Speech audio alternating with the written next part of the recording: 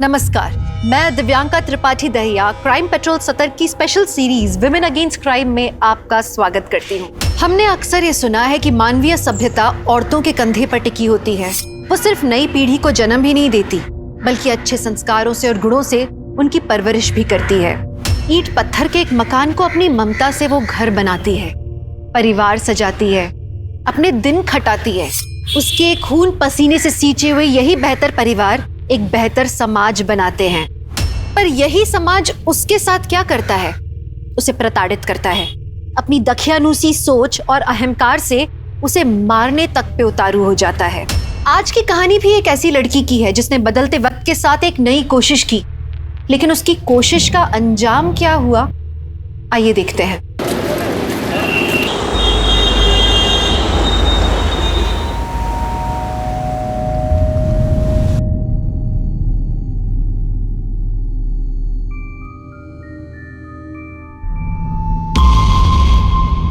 क्या हाल चाल है? अरे भाई ऐसे क्या देख रहे हैं? मुझे नहीं पहचान रहे? जी नहीं, सॉरी। अरे मेरी बात तो सुनिए।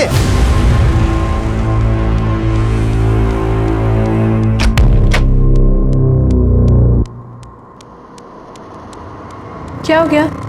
आप इतने परेशान क्यों लग रहे हैं? नहीं, कुछ नहीं। पहले देख लेना कौन है। ठीक है भाई।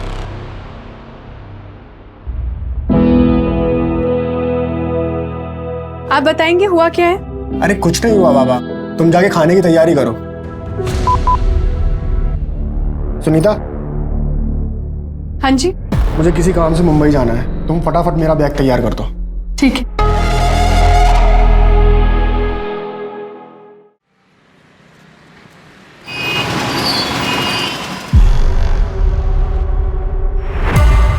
ये पानी कहाँ से आ रहा है? और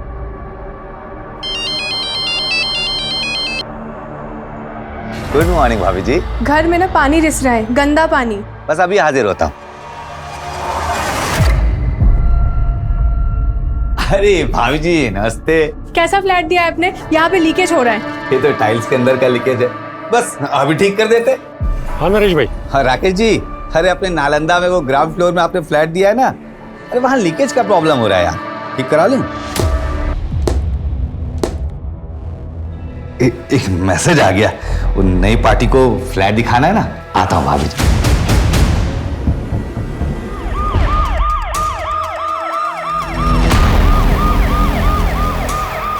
साइड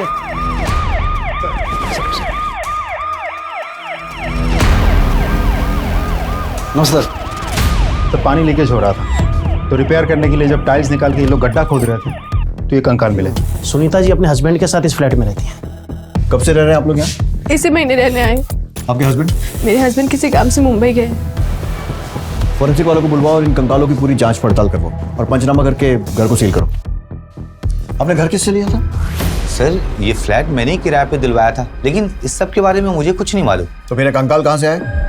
सर मैं सच कह रहा हूँ, मुझे कुछ नहीं मालूम। महेंद्र सर, घर का मालिक कब तक आएगा? सर उनसे बात हो गई है, लेकिन वो यहाँ पर रहते नहीं है, इसीलिए उनको डायरेक्ट पुलिस स्टेशन बुलाया।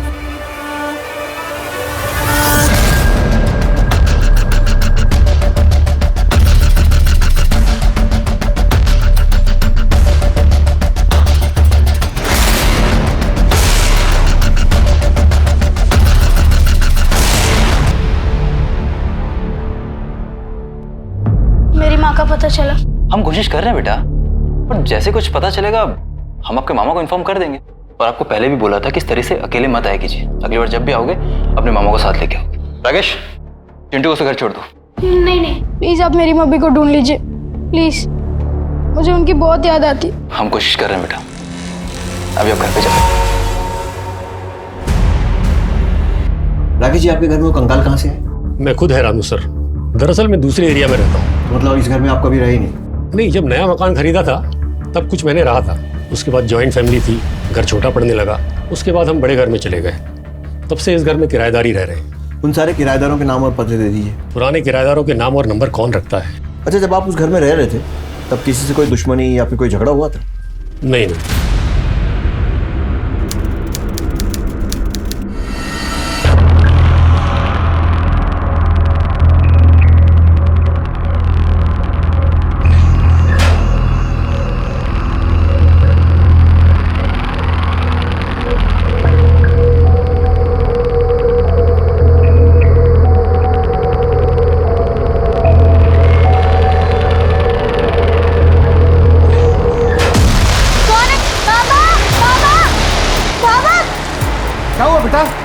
बाबा कोई आया था।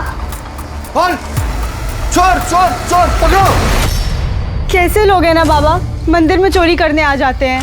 ये बेटा, मंदिर में सैकड़ों साल पुरानी माता की मूर्ति है, साथ में ढेर सारे गहने भी हैं। जरूर वही चुराने आया होगा। वो तो अच्छा हुआ कि तूने आज मंदिर की लाज रख ली। बस माता का आशीर्वाद है बाबा। सो तो है बेटा, लेकिन हम सब कुछ माता के भरोसे छोड़ के विश्राम तो नहीं कर सकते ना। मैं आज से यहीं बाहर सोऊंगा ताकि चोर उचकों पर नजर रख सकूं। आजा आजा।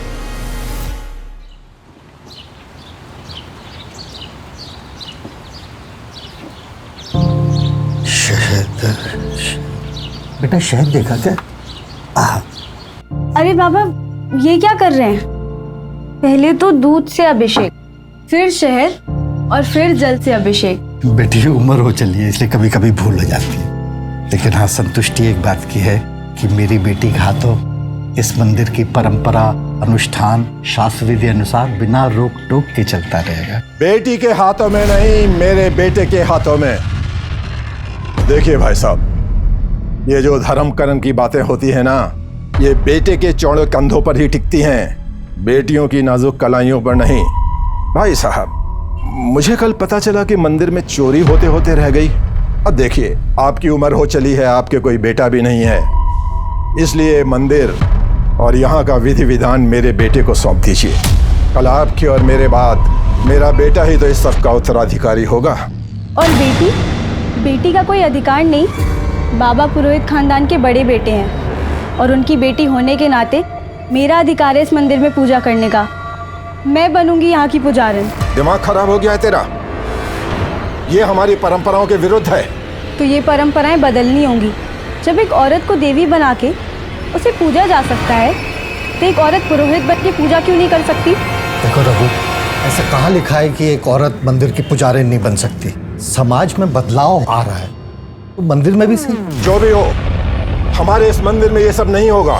क्षमा कीजिएगा चाचा जी, छोटा मुंह बड़ी बात, लेकिन आप परंपराओं की दुहाई देकर इस मंदिर की संपत्ति पर अपना अधिकार जमाना चाहते हैं। ये मंदिर और इसकी संपत्ति किसी एक की नहीं, बल्कि पूरे गांव की है। मैं आपके षड्यंत्र को कभी भी सफल नहीं होने दूंगी। पापिन है तू, भगवान तुझे इसकी सजा देगा। चलिए सरपंच जी।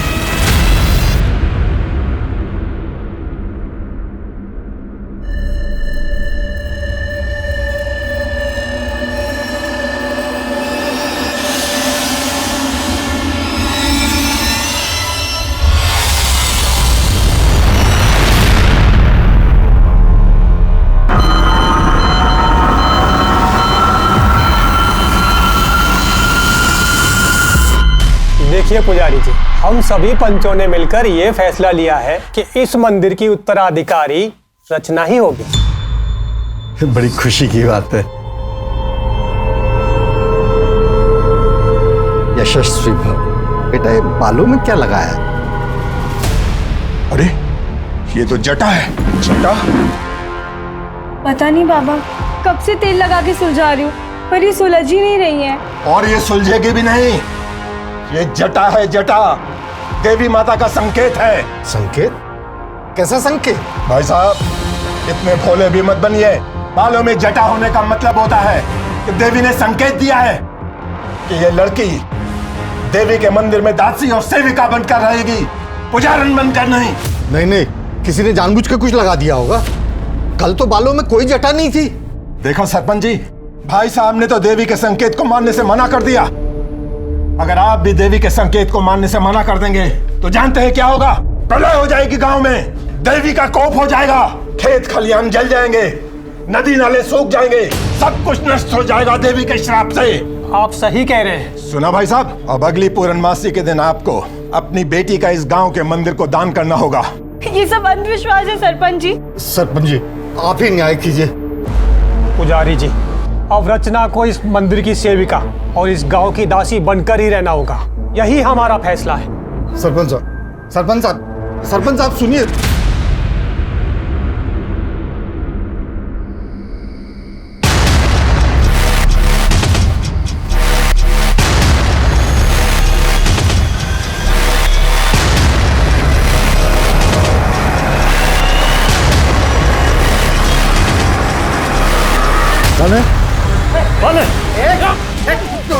छोड़ दो मेरी बेटी को, छोड़ दो।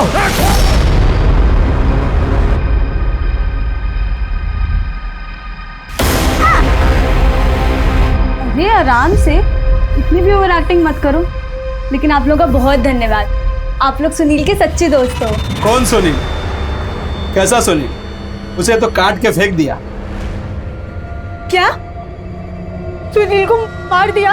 और तुझे क्या लगा हम तुम्हें सुनील को सौंप देंगे? अब हम वो करेंगे जो हमें करना बनता है।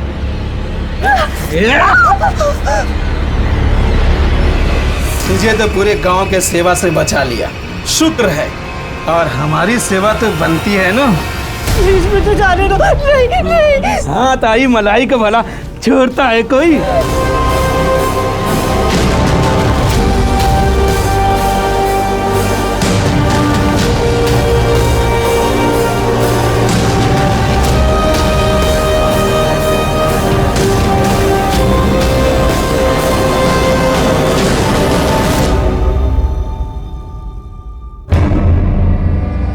चल अच्छा है, तुझे होश आ गया।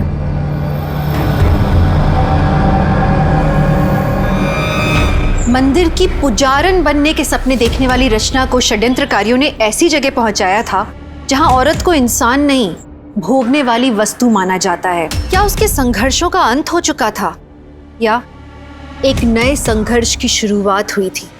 और सबसे बड़ा सवाल ये था कि शहर के रिहायशी इलाके के घर में मिले कंकालों का इनसे क्या संबंध था? ऐसे कई सवालों का जवाब मिलना अभी बाकी था।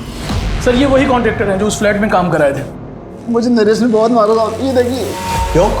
सर वो कह रहा था कि वो खुदाई में कंकाल मिला तो पुलिस को बताने की क्या जरूरत थी? पुलिस को बताने की क्या जरूरत? मिट्टी डाल के उसके ऊपर टाइल्स लगवा के मामला रफा दफा नहीं कर सकता था? अगर तुम्हारी वजह से मैं फंसा ना तो मैं तुम्हें छोड़ूंगा नहीं। साहब मुझे बचा लीजिए साहब, बहुत बहुत मारेगा। आप चिंता मत कीजिए, वो कुछ नहीं कर पाएगा। इन्हें लेकर जाओ, इनकी कंप्लेन लिखो और पट्टी करवाओ।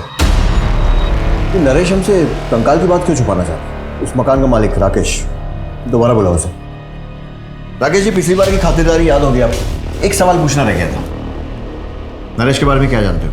सर उस एरिया में नरेश की बहुत चलती है। सारे फ्लैट किराए पे वही देता है और कोई भी उसके मार्केट में घुसने की कोशिश करता है तो बखेड़ा खड़ा कर देता है सर। और तो और पुराना किराएदार जाने के बाद नया किराएदार आने तक चाबी नरेश के पास ही रहती थी। हाँ साहब, नरेश दिल का काला और नाड़े का ढीला आदमी है। खाली फ्लैट में लड़कियों को बुलाता रहता है।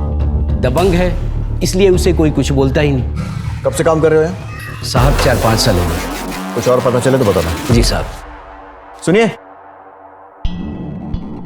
जी। चाबी। Oh thank you.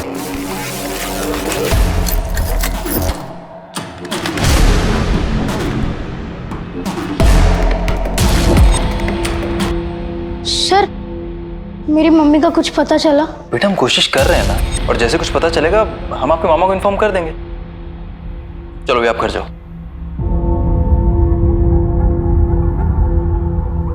सर ये बच्चा बार बार आकर अपने माँ के बारे में पूछते रहता है। उनके मामा से कहा, लेकिन कुछ भी फायदा नहीं हुआ। एक आध बार उस एरिया में जाके देखते जहाँ पे इसकी माँ गुम हो गई है। लेकिन वो एरिया तो कुंज विहार के हद में आता है ना, तो हम इतनी मगजमारी क्यों करें? और वैसे भी एक बच्चे की कंप्लेंट पर कितना नाचेंगे हम?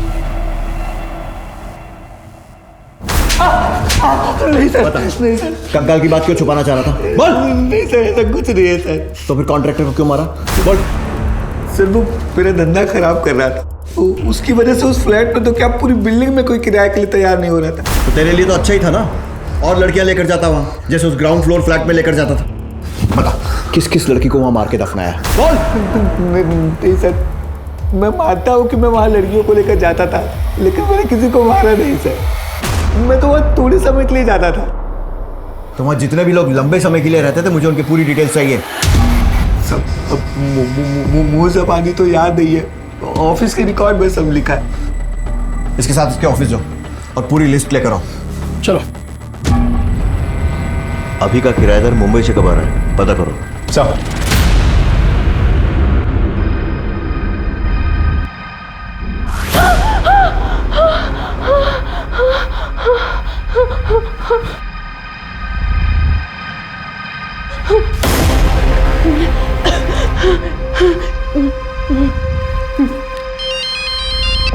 हेलो। हेलो मुझे बहुत डर लग रहा है। आप कब आ रहे हो? तू टेंशन मत ले, मैं कल सुबह की पहली फ्लाइट पकड़ते ही आ रहा हूँ भोपाल।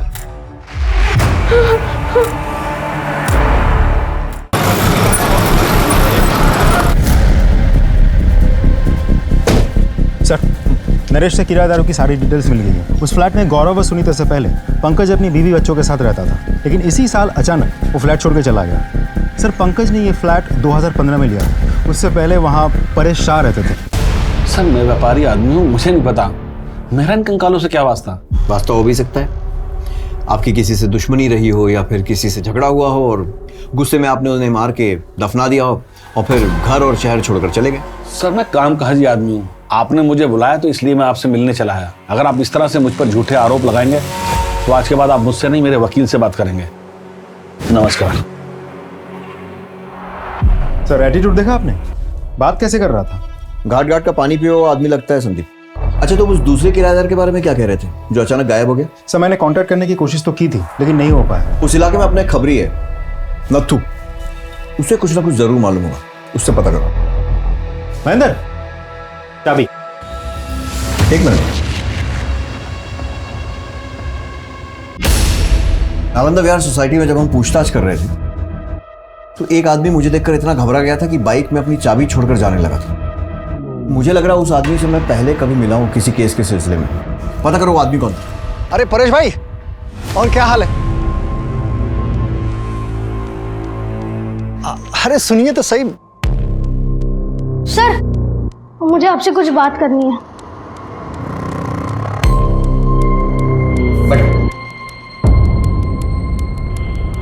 बोलो बेटा। सर, मेरी माँ खो गई है। क्या नाम है तुम्हारा? मेरा नाम चिंटू है। कहाँ रहते हो? सर, मैं विष्णुपुरी कॉलोनी में रहता हूँ, पर वहाँ के पुलिस वाले बात कर रहे थे कि मेरी माँ जहाँ से खो गई है वो इलाका आपके पुलिस स्टेशन के अंडर आता है, इसलिए मैं यहाँ चला आया। बेटा, तुम्हारी माँ कहाँ से खोई? हमारे घर से ही। और घर कहाँ पे है तुम्हारा? है नहीं, था नालंदा विहार सोसाइटी में। नालंदा विहार में कौन सी बिल्डिंग? ए ब्लॉक बिल्डिंग के ग्राउंड फ्लोर पे रहते थे हम।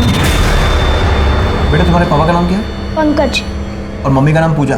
हाँ, पर आपको कैसे पता? ये तो वही घर है जहाँ पर वो दुकान। कौन सा केस है सर? नहीं, कुछ नहीं बेटा। आपने कुछ खाया? नहीं। वही, इसको जूस पिलाओ। अंकल को मामा का नंबर दो, इनके मामा से बात करो और पंकज का नंबर लो और लेकर आओ उसको। जाओ बेटा। विष्णुपुरी पुलिस स्टेशन में फोन करो, पता करो इस केस की इन्वेस्टिगेशन की क्या प्रोग्रेस है। रिहायशी इलाके में घर के नीचे से मिले कंकाल से चारों तरफ अफरा तफरी मच गई। ऐसे में एक मासूम बच्चा अपनी माँ को तलाशते दर बदर ठोकरे खा रहा था। एक बच्चे के लिए माँ की ममता से ज्यादा और प्यारा क्या हो सकता है? माँ एक दिन जरूर मिलेगी, इसी विश्वास के साथ चिंटू लगातार कोशिश करता रहा। लेकिन क्या चिंटू को इसकी माँ मिलेगी? और उससे भी ज्यादा बड़ा सवाल ये था कि क्या चिंटू की माँ जिंदा थी? और अगर वो जिंदा थी तो अपने बच्चे के लिए कितना तड़प रही होगी? और ऐसी कौन सी मजबूरी होगी जो उसे अपने बच्चे के पास आने से रोक रही होगी?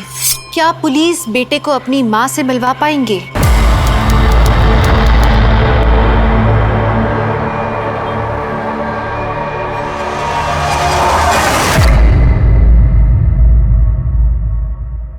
चम्मक छल्लो, क्या नाम है तेरा? मुमताज। आहा, चल ताजमहल बनाते हैं। रोकड़ा है? कितने लेगी? 3000। 3000 तो बहुत है रे। अबे झंडू, ताजमहल बनाने की बात करता है और तेरे पास 3000 भी नहीं है। चल निकल यहाँ से। अरे अरे, नाराज क्यों हो रही है? चल 1000 देता हूँ। मैं क्या तुझे 1000 वाली लगती हूँ? एक बार सही से देख तो मुझे।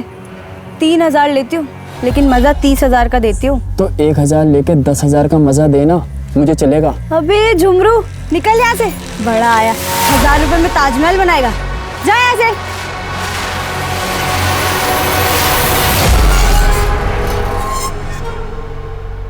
तेरा बाप गांव के मंदिर का पुजारी है ना? देख, तेरे बाप को और प्रेमी को कुछ लोगों ने मार डाला।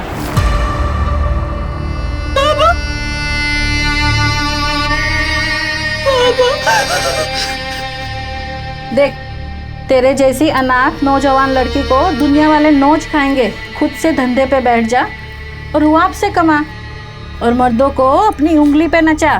नहीं, मैं मर जाऊंगी, पर ये गंदा काम कभी भी नहीं करूंगी। तेरे जैसी मना करने वाली लड़कियों को जिंदा गड्ढों में गाड़ देते और पुलिस को कंकाल तक नहीं मिलता।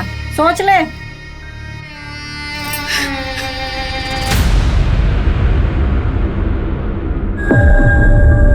कितना लेगी? 5,000। उस दिन तो 3,000 में आई थी। तो उस दिन बाइक पे आया था ना, आज कार में आया, इसलिए 5,000। चल ठीक है, आप बैठ।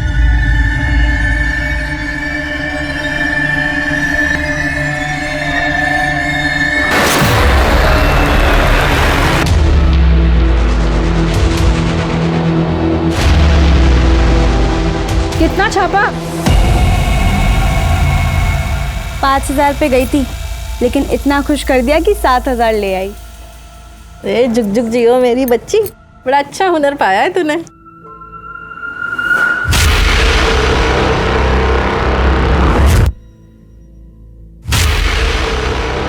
ऐसा कैसे हो सकता है? वो तो उसे तो उन लोगों ने क्या बड़बड़ा रही है? देख, तेरा पुराना सेठ आ गया। इस समय? अरे बीवी से झगड़ा हुआ होगा, तेरे पास आके दिल हल्का करेगा। जा, क्या होता है? जाके सेठ का दिल बहला।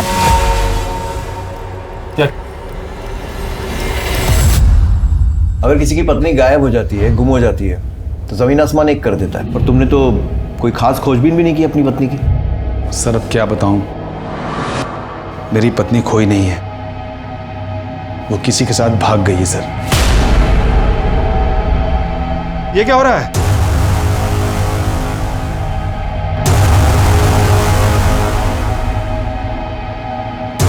पूजा, ये क्या हो रहा था?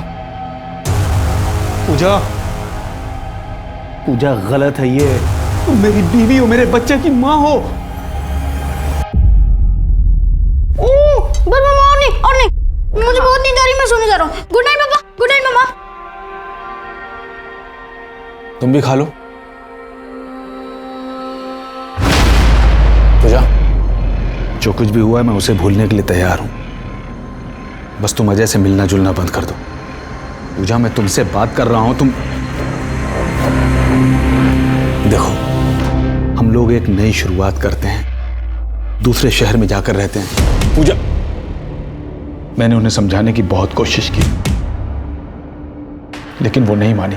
अंत में एक लेटर लिखकर घर के सारे गहने लेकर वो अजय के साथ भाग गई। वो लेटर है आपके पास? लेटर तो जला डाला है सर। जब पूजा गायब हुई तब चिंटू कहाँ था? अपने मामा के यहाँ था सर। समझिए, चिंटू को मामा के यहाँ भेजा, फिर पूजा और उसके प्रेमी को मार दिया और दोनों को अपने ही घर में दफन कर दिया। उसके बाद पूजा के गायब होने का नाटक, और फिर बिना नोटिस दिए घर छोड़कर, शहर छोड़कर चले गए। उस घर में मिले दोनों कंकाल पूजा और उसके प्रेमी अजय के ही है ना? सर मैंने उन्हें नहीं मारा है और ना ही उन्हें दफनाया है। अभी भी टाइम है, सच सच बता दे। सर मैं सच कह रहा हूं, मैंने कुछ नहीं किया, किसी को नहीं मारा है मैंने।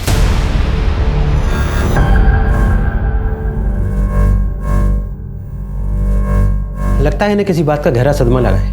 मैं कुछ दवाइयाँ लिख देता हूँ, लेकिन अगर इनके मन से डर नहीं गया तो उन्हें ठीक होने में वक्त लगेगा। सर एक रिक्वेस्ट है सर, बीवी के सपने में कंकाल आ रहे हैं, उसे मायके जाने की परमिशन दीजिए। ये रहा सर डॉक्टर का सर्टिफिकेट। आपको पता है ना आपके घर में कंकाल मिले दो, जब तक इन्वेस्टिगेशन पूरी नहीं हो जाती कोई कहीं नहीं जाएगा। मैं रुकता हूँ ना सर यहाँ पर, वैसे ही मेरी बीवी का उन कंकालों से कोई लेना देना नहीं है सर। अगर होता तो वहाँ खुदवाती ही क्यों। ठीक है, उनको जाने की परमिशन दे रहा हूँ, लेकिन तुम शहर छोड़कर कहीं मत जाना। Okay sir. सर कंकालों की पोस्टमार्टम रिपोर्ट आ गई है सर। पहला कंकाल आदमी का है और दूसरा किसी औरत का। उनकी एज और टाइम ऑफ डेथ? सर इसको समझना थोड़ा कॉम्प्लिकेटेड प्रोसेस है, इसमें थोड़ा टाइम और लगेगा। रिक्वेस्ट करो, देखो जल्दी कर सकें तो। सर उस बिल्डिंग के पुराने रिकॉर्ड्स मैंने अच्छे से चेक कर लिए। 15 साल पहले वो बिल्डिंग जब बन रही थी तब 2 बार स्लैब गिरा था। फिर उसके कुछ ही दिनों बाद एक मजदूर और उसकी बीवी की कंस्ट्रक्शन साइट से मिसिंग होने की रिपोर्ट बाकी के मजदूरों ने लिखवाई थी, और फिर उसके कुछ ही दिनों बाद उन लोगों ने मिसिंग कंप्लेंट वापस भी ले ली थी।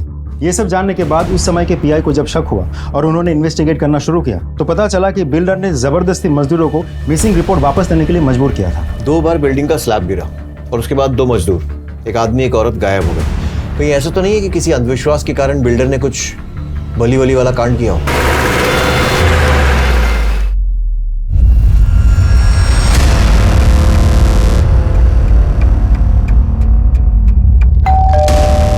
नालंदा सोसाइटी, वो बिल्डिंग आपने ही बनवाई थी ना? जब वो बिल्डिंग बन रही थी 2 मजदूर गायब हुए थे वहां से, एक आदमी और एक औरत। और अब जो कंकाल मिला है वो भी एक आदमी और एक औरत का ही है। मामला सामने ना आ जाए इसलिए आपने अपने मजदूरों पर प्रेशर डाला था और उन्होंने कंप्लेंट वापस ले ली थी, है ना? जी नहीं सर, और पुलिस कंप्लेंट की वजह से मेरी बिल्डिंग का काम रुका पड़ा था और जिसकी वजह से मेरा बहुत नुकसान हो रहा था। फिर मैंने किसी तरह मजदूरों को समझा बुझा करके कंप्लेंट वापस करने के लिए मनाया। अपने गायब मजदूरों का नाम बता दीजिए। इतना पुराना रिकॉर्ड कौन रखता है सर? ये मजदूर हैं, कहीं 2 पैसा अधिक मिला यहाँ काम छोड़ के वहाँ चले जाते हैं। जब वो बिल्डिंग बन रही थी तो 2 बार उसका स्लैब गिरा था। कहीं ऐसा तो नहीं अंधविश्वास के कारण उन दोनों की नरबली दे दी गई हो? अरे सर, मैं धर्म कर्म करने वाला पंडित व्यक्ति हूँ और मैं बिल्डिंग का फाउंडेशन खुद खड़े रह करके वहाँ पर बनवाता हूँ और मेरी बिल्डिंग में ऐसा कांड हो ही नहीं सकता। आपकी बिल्डिंग में क्या कांड हुआ है और कैसे कैसे कांड हो सकते हैं वो हम पता लगा लेंगे, लेकिन एक बात ध्यान रखिए, अगर ये पता लगा ना कि इसमें आपका ज़रा सा भी हाथ है, आपकी खैर नहीं। सर, चोरत पुलिस स्टेशन से खाई में गिरी कार और मिसिंग डेड बॉडीज की फाइल आ गई। करेक्ट, मनीष मिश्रा की गाड़ी खाई में गिरी थी और कार में मनीष और मीना की चप्पलें मिली थी, लेकिन दोनों की डेड बॉडीज नहीं मिल पाई थी। और भूषण मनीष का बिजनेस पार्टनर था और मनीष के मरने के बाद सारा का सारा बिजनेस भूषण के नाम हो गया। मार क्यों रहे साहब? जिस फ्लैट में कंकाल मिले थे उसके ऊपर पहले फ्लोर पे भूषण रहता है, जानता है उसे? हाँ साहब। भूषण उस फ्लैट में गया था जहाँ कंकाल मिले थे कभी भी? याद नहीं साहब। देख, केस उलझता जा रहा है और मेरा दिमाग भी। सच बता और जल्दी बता। ये याद आया साहब, एक बार भूषण को अपने घर फर्नीचर का काम करवाना था तो उसने अपने बीवी बच्चों को 8 दिन के लिए मायके भेज दिया और अपना सारा सामान नीचे फ्लैट पे शिफ्ट किया। मैंने चाबी दी थी। अब बता रही है, कब दी थी चाबी?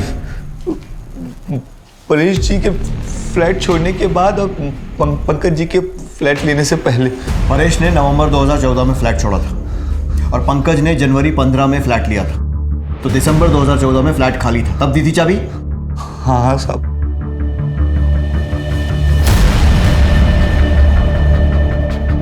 मनीष और मीना मिश्रा की गाड़ी भी दिसंबर 2014 में ही खाई में गिरी थी। टाइम तो मैच हो रहा है। सर, हो सकता है भूषण ने ही मनीष और उसकी बीवी को मार के उस फ्लैट में दफना दिया हो। भूषण को लेकर आओ।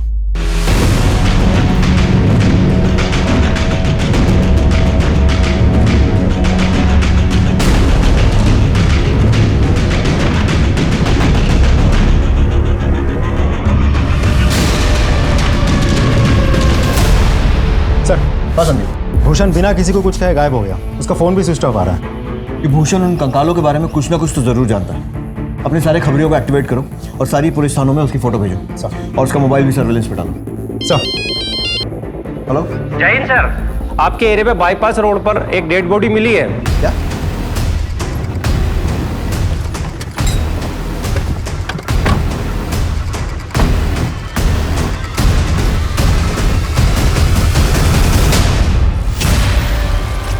सर, ये तो परेश शाह है, अहमदाबाद वाले। सर, इनको तो गला घोट के मारा गया।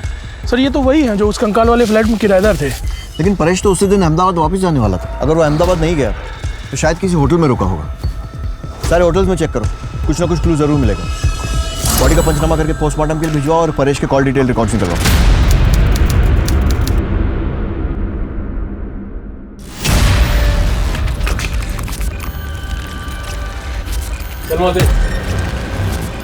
अच्छा मौसी, एक काम था। देख, धंधा छोड़ के जाने की बात छोड़ के कुछ भी मांग, तेरे लिए जान भी हाजिर है। अच्छा मौसी, वो जो शबनम के साथ लड़का था, ऐसा लगा कि मैंने उससे कहीं देखा है। शायद मेरे ही गांव का था। आप जानती हैं वो कौन था? यहाँ पे आने वाला कोई भी इंसान अपना सही नाम नहीं बताता, पर हाँ, वो अपना नंबर देके गया है ताकि वो दूसरी बार आए तो एडवांस बुकिंग कर सके। रुक, मैं तुझे नंबर देती हूँ।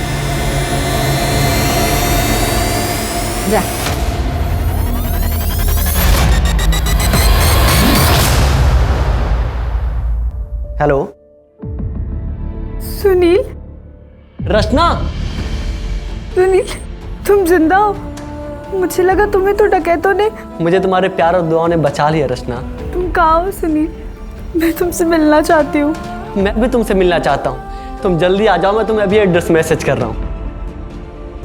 हो गई बात तेरे गांव वाले से? सर कमलेश का मोबाइल लोकेशन इसी एरिया में नजर आ रहा है। सर बॉडी तो बहुत बुरी तरह से जल चुकी है। ये तो गौरव की आईडी है।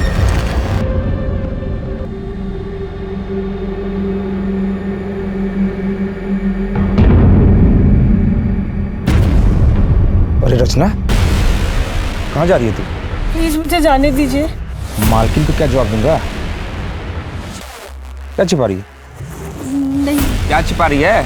पैसे चोरी करके भाग रही है तू? नहीं नहीं नहीं। चल दिखा। अरे चल। अरे छोड़ के गई।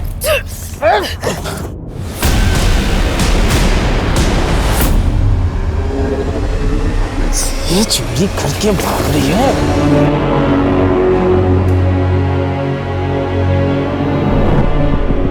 Sir Paresh Indore palace hotel में रुका था, वहाँ का सीसीटीवी फुटेज मिल गया सर।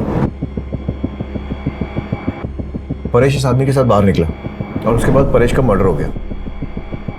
पता लगाना पड़ेगा ये आदमी कौन है। अपने पैन डेटा, आधार डेटा और हमारे रिकॉर्ड्स सबसे चेक करो, कहीं ना कहीं से तो उसकी कुंडली जरूर निकलेगी।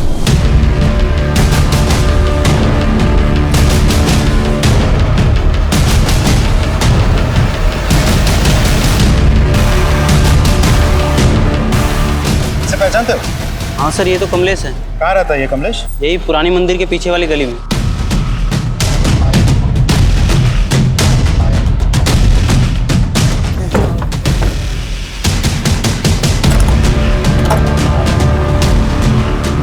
सुनो जरा, इधर आओ।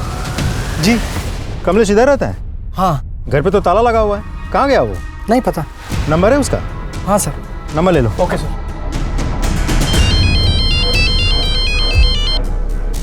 हाँ संदीप। सर कमलेश तो गायब है, उसके घर पे ताला लगा हुआ है, लेकिन उसका नंबर हाथ लग गया।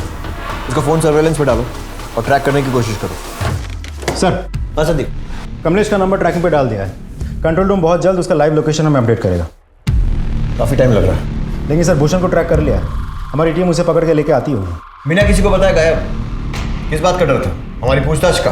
मैंने लोन लिया था और साहूकार मुझे परेशान कर रहे थे, तो मैं अपने दोस्त के घर चला गया था और सर मैंने अपना फ़ोन बंद कर लिया था।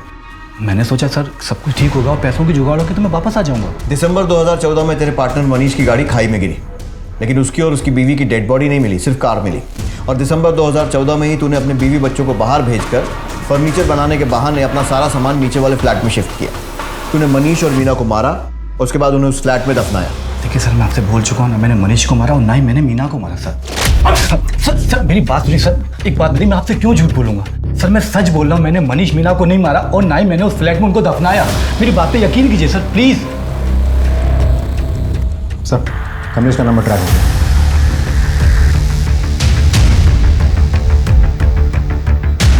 सर कमलेश का मोबाइल लोकेशन इसी एरिया में दिखा रहा है। जीपीएस ट्रैक करते रहो।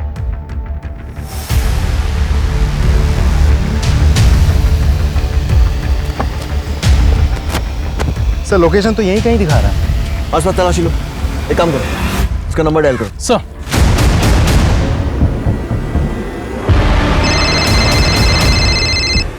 आवाज आ रही है सर। सर उस तरफ से आवाज आ रही है।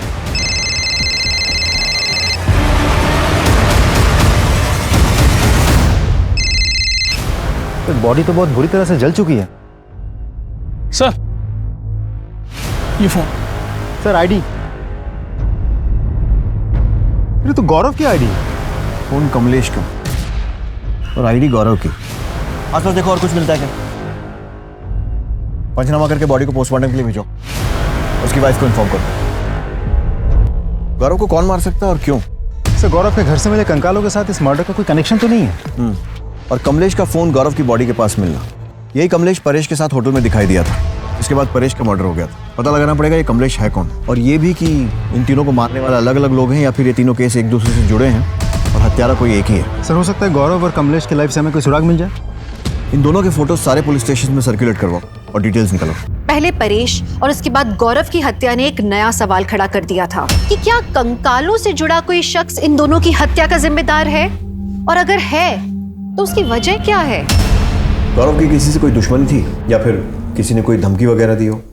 वो एक दिन अचानक मार्केट से घबराए हुए घर आए थे। क्या हो गया, आप इतने परेशान क्यों लग रहे हैं? नहीं कुछ नहीं। मैंने पूछा भी था लेकिन उन्होंने कुछ जवाब नहीं दिया। उनकी फैमिली में और कौन कौन है? कोई नहीं है सर, वो अनाथ थे। बचपन में ही उनके माता पिता का स्वर्गवास हो गया था। उन्होंने बोला था कि किसी अनाथ आश्रम में वो पले बड़े हैं। उस अनाथ आश्रम का नाम मालूम है आपको? नहीं पता सर। देखिए, गौरव की बॉडी हम आपको पोस्टमार्टम के बाद ही दे पाएंगे, अभी आप जा सकते हैं। पता करो कि गौरव कौन से अनाथ आश्रम में था, क्योंकि अगर वो वहां था तो गवर्नमेंट एजेंसीज के पास उसके सारे रिकॉर्ड्स हैं। हेलो, क्या? ठीक सर, एक इंटरेस्टिंग इंफॉर्मेशन हाथ लगी है।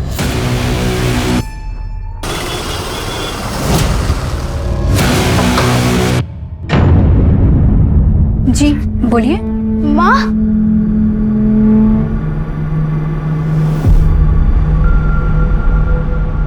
I am sorry.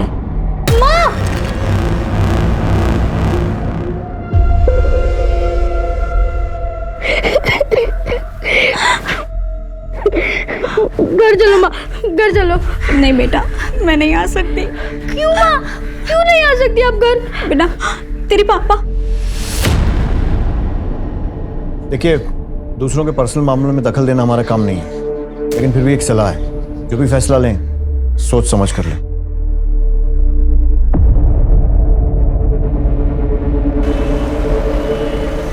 सर, गौरव की फोटो हूबहू एक आदमी से मिलती है जो 6 साल जेल काट चुका है, लेकिन जेल रिकॉर्ड्स में उसका नाम प्रसाद है। प्रसाद कौन सी जेल से छूटा? भोपाल सेंट्रल जेल में था सर, और पिछले महीने ही छूटा। कुंडली निकालो इसकी। गौरव से आपकी शादी कब हुई थी? से 2 महीने पहले। लव मैरिज थी या अरेंज? अरेंज। बता सकती हैं शादी फिक्स किसने करवाई थी? सब, मैं गरीब परिवार की लड़की हूँ। गांव के पुजारी राघु चाचा ने हमारी शादी तय की थी।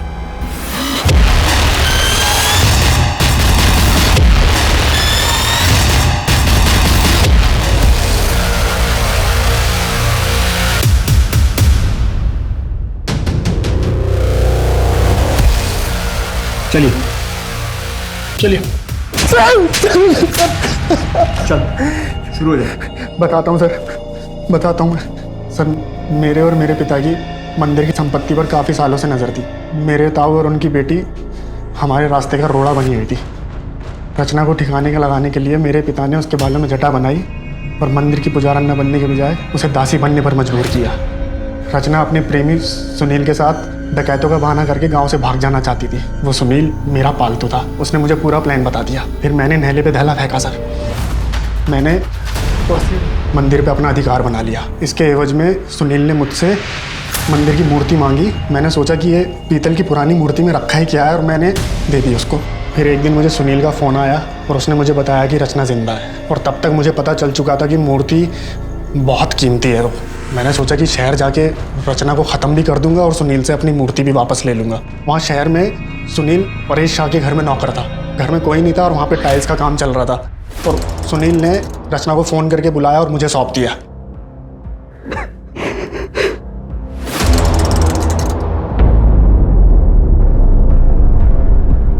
प्रसाद, तुम यहाँ?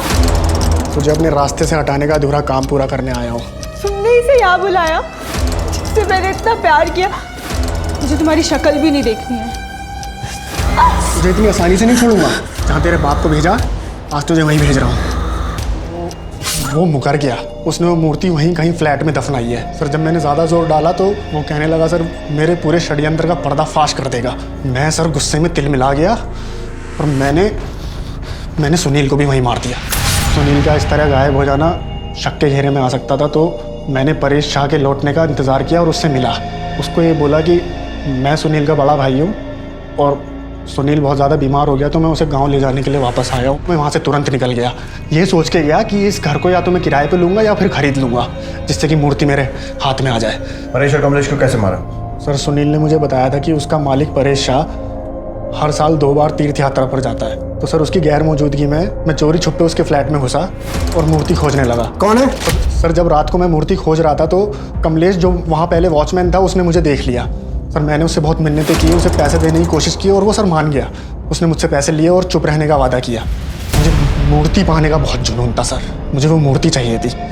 मैंने अपना नाम बदला, शादी की और गौरव नाम से उस फ्लैट में रहने लगा जहाँ पे मूर्ति दफन थी। मैंने उस घर में रहते हुए उस जगह को आइडेंटिफाई कर लिया था जहाँ मूर्ति थी और सर मैं मुंबई गया, उसका सौदा करके आया, लेकिन इसी बीच मेरी बेवकूफ़ बीवी ने मेरे ही गड़े हुए मुर्दे निकलवा लिए। इसी बीच आपने परेश शाह को पूछताछ के लिए बुलाया और परेश को वो कमलेश उसका पुराना वॉचमैन भी मिला और उसने उसको सब कुछ बताया कि मैं उस फ्लैट में घुसा था चोरी छुपे। परेश के दिमाग की बत्ती जल गई, उसने मुझे बुलाया और पूछताछ की। सर मैं और देर नहीं करना चाहता था, मैं सामान लेने के बहाने उस फ्लैट में गया और मूर्ति निकाली और परेश को मिलने के बहाने बुलाया। फिर मैंने सर कमलेश को मारा क्योंकि मैं कोई गवाह और कोई सबूत नहीं छोड़ना चाहता था, इसलिए मैंने सर कमलेश को वहाँ जलाया, गौरव की आईडी वहाँ फेंकी जिससे लगे कि गौरव मर गया और सर मैंने मूर्ति ली और गाँव चला गया। बाकी की सारी उम्र जेल में सड़ेगा। सर रचना के साथ जो हुआ वो हमारे समाज की पिछड़ी हुई मानसिकता को प्रदर्शित करता है। रचना ने एक बड़ा सपना देखा, मंदिर की पुजारन बनने का, देवी माता की सेवा करने का, पर उसका ये सपना मंदिर की संपत्ति पर नजर गड़ाए लोगों को रास ना आया। उन्होंने रचना को जिस्म फरोशी के कीचड़ में धकेल दिया। कागा सब तन खाइयो, चुन चुन खाइयो मांस, बस ये 2 नैना मत खाइयो, इन्हें पिया मिलन की आस। रचना की हिम्मत जैसे पूरी तरह से टूट चुकी थी, लेकिन अपने पुराने प्यार से मिलने की उम्मीद ने उसमें एक नए जोश का संचालन किया। जिसमें फरोशी के धंधे से छुटकारा पाकर पहुंच गई सुनीता अपने सुनील के पास।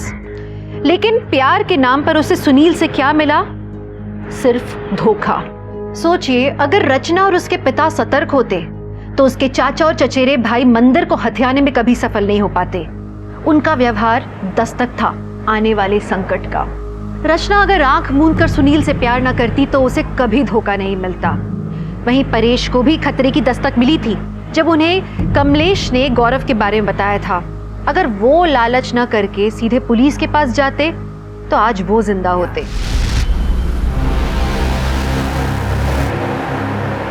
प्रिया, कपड़े सुखाने के लिए डाल देना, माजी ऑनलाइन क्लास शुरू हो तो है, वरना मैं ही डाल देती। आई, मैं खाना बना रही हूँ। खाना बनाने के बाद डाल देना। क्यों आई? सारे काम प्रिया ही क्यों करेगी? नुपुर तो घर में एक भी काम नहीं करती, उसे भी बोल सकती हो ना। हर्ष, तुझे पता है ना, नुपुर टेरेस पे नहीं जाती, प्रॉब्लम है उसे। वो खुद एक प्रॉब्लम है, ये सारे काम ना करने के बहाने। आई मी संग तो उसे घर के बाहर निकाल, तब जाके इस घर में शांति होगी। पहले ही उसने इतना बड़ा कांड करके रखा है। आई, मैं निकते, बाय। बस करो ये जॉब का ड्रामा। शुरुआत की जर्नलिज्म से और अब सेल्स में। 3 महीने में तीसरा जॉब है तुम्हारा ये। तुम्हारी सच्चाई सामने आएगी ना, तब इस जॉब से भी निकाल देंगे तुम्हें। हर्ष, नुपुर बहन है तेरी, इज्जत करो उसकी। और अगर नहीं कर सकते तो तुम और प्रिया इस घर से जा सकते हो।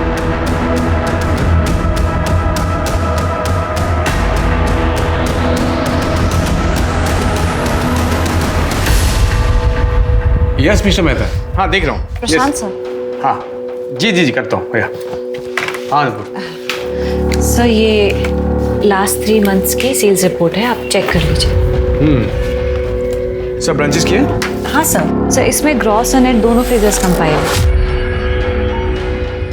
लुक्स गुड, बिल्कुल तुम्हारी तरह। Sir please leave.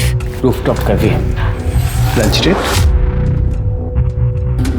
मैं अपना टिफिन लाती हूँ और मैं डेट पर नहीं जाती। Sir please leave. Sir please please.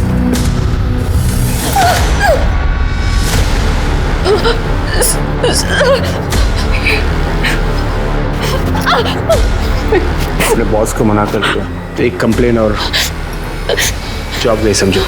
Please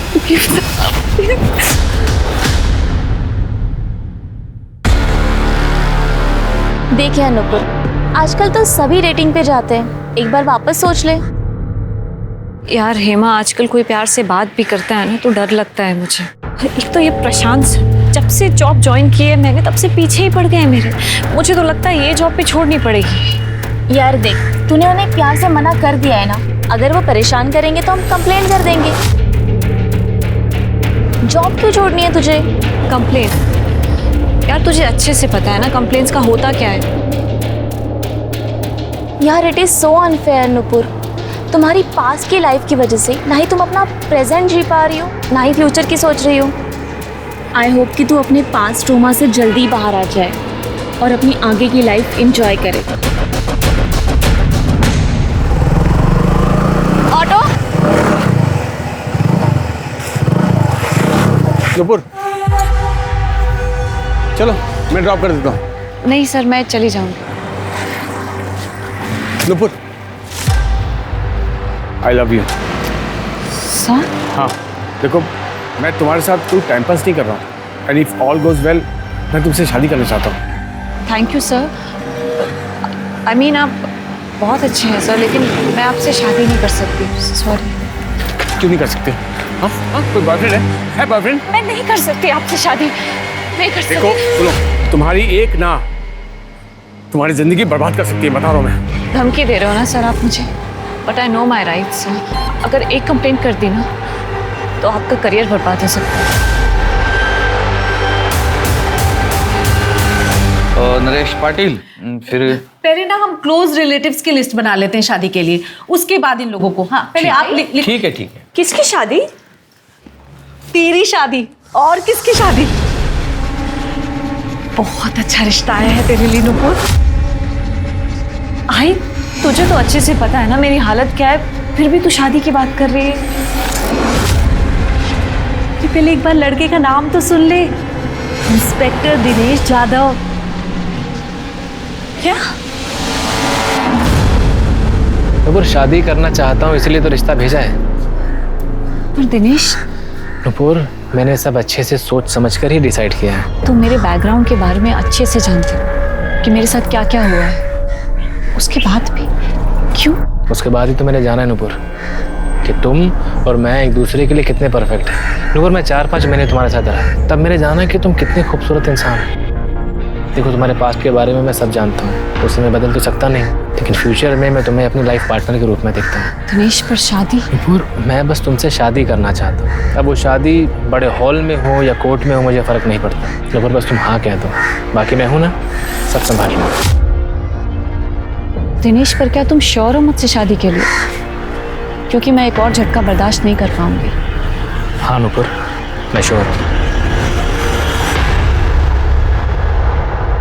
ये महारानी तो हाँ बोलेगी ही ना, हमको बर्बाद करने में कोई कसर बाकी थोड़ी रखी है इसने। और मैं इस घर की बहू हूँ और मुझसे किसी ने पूछा जरूरी भी नहीं समझा। थोड़ी देर के लिए मैं क्या चली गई, आप लोगों ने शादी पक्की कर ली। मतलब तुमसे काय समझता नहीं? हर्ष तू हमेशा नूपुर से चिढ़ता था, इसे घर से निकालने की बात करता था, और आज जब इसकी शादी हो रही है तो भी तुम दोनों को परेशानी है। क्योंकि आई मैं तेरी तरह बेटी के प्यार में अंधार नहीं हूँ। शादी में 100 लोग आएंगे, 100 तरह की अलग अलग बातें करेंगे। पहले ही नाक कटवा चुकी है, शादी में रही सही इज्जत भी उतर जाएगी। दादा इस सब में मेरी क्या गलती थी? ज्यादा भोली मत बन। तेरी अकड़ बेवकूफी की वजह से हम बहुत बर्बाद हो चुके हैं, और मत कर हमें। बस हर्ष, नुपुर की शादी दिनेश से होगी तो होगी। इंस्पेक्टर है वो, रुतबा है उसका रुतबा देखकर सबका मुंह बंद हो जाएगा। आई तुम समझा करो। तेरी आई सही बोल रही है हर्ष। इस शादी से नुपुर के और अपने सारे प्रॉब्लम सॉल्व हो जाएंगे। और कितना? बस लगना चाहिए, तैयारी करो।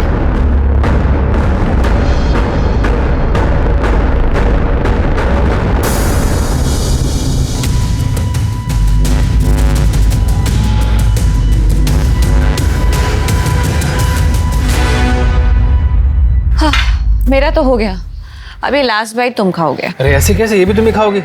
वरना सैंडविच ना खाने के जुर्म में अरेस्ट कर लूंगा तुमको। प्लीज यू नो खाती। तुम शादी के बाद भी ऐसे ही मेरा ख्याल रखोगे? इससे भी ज्यादा ख्याल रखूंगा मैं तुम्हारा। सच?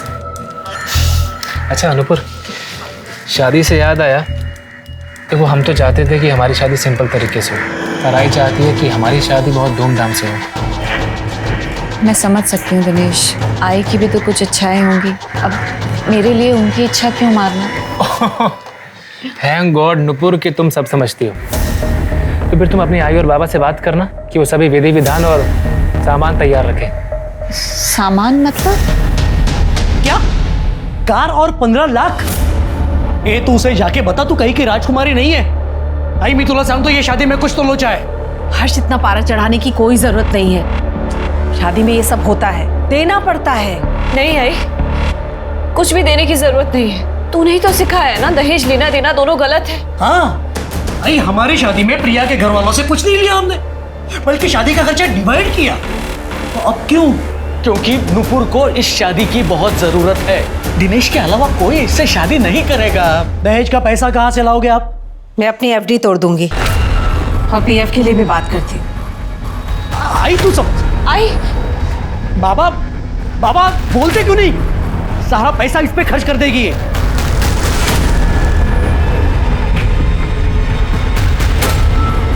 मिल गई शांति। पहले इज्जत खत्म की और अब आई बाबा की सेविंग्स खत्म कर रही हो। कौन तुम करोगे और भुगतना हमें पड़ रहा है। इससे अच्छा मर क्यों नहीं जाती?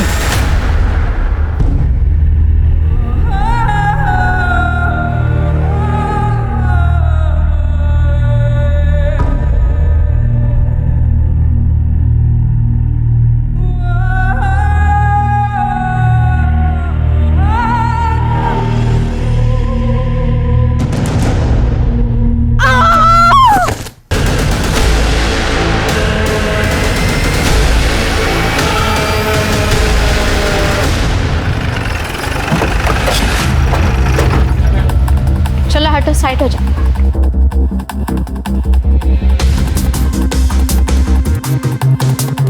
नेटका मैडम बॉडी चेक करा। Okay sir. गच्चो जोन चेक कर।